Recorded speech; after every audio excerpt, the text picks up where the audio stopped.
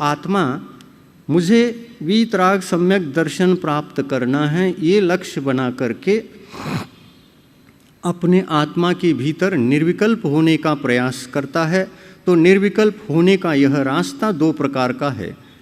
अप्रशस्त रागादि भाव जिनसे उत्पन्न हो सकते थे, ऐसे इंद्रिय विषय आदि, विषय भोग आदि, इनमें प्रवृत्ति करते समय जब आत्मा को अप्रशस्त रागादि भाव होते थे, उनका तो आजीवन पर्यंत के लिए त्याग किया।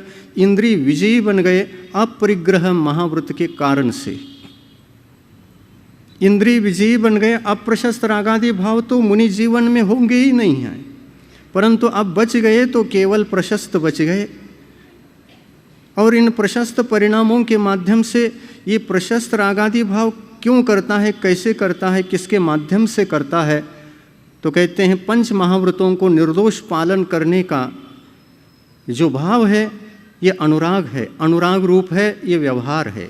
रागादि भाव पूर्वक ही महाव्रतों के दोषों से बचना पड़ता है। सतत प्रवृत्ति में रहने वाला यह चारित्र व्यवहार चारित्र कहलाता है। इस व्यवहार चारित्र की रक्षा के लिए और व्यवहार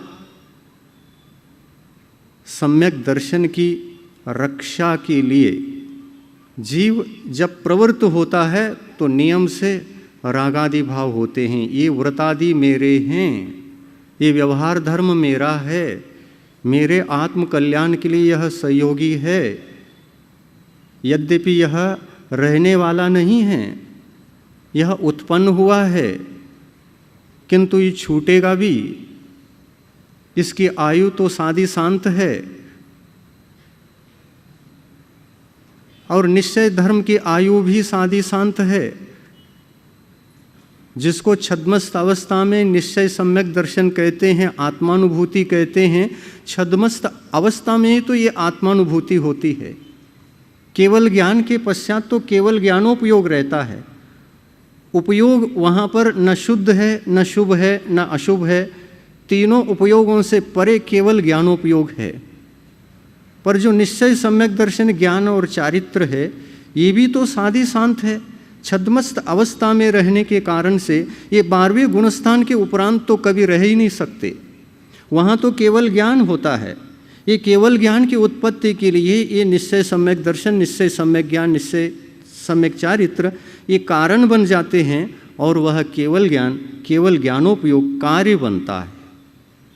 तो शुद्धोपयोग कारण है और केवल ज्ञान कार्य है। परंतु यह शुद्धोपयोग निर्वृत्ति के काल में होता है, प्रवृत्ति के काल में नहीं होता। जब जब वह सम्यक दर्शन की अपेक्षा से, ज्ञान की अपेक्षा से और चारित्र की अपेक्षा से निर्विकल्प रहता है, तब बुद्धिपूर्वक रागादि भावों का अभाव होता है। और जब वह व्यवहार सम्यक दर्शन ज्ञान चारित्र के साथ में रहता है, तब वह जीव बुद्धिपूर्वक प्रशस्त रागादि भावों के साथ में रहता है।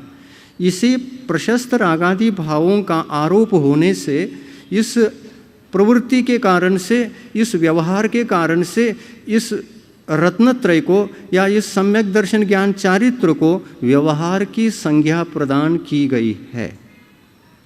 व्यवहार की कोटि में आते हैं।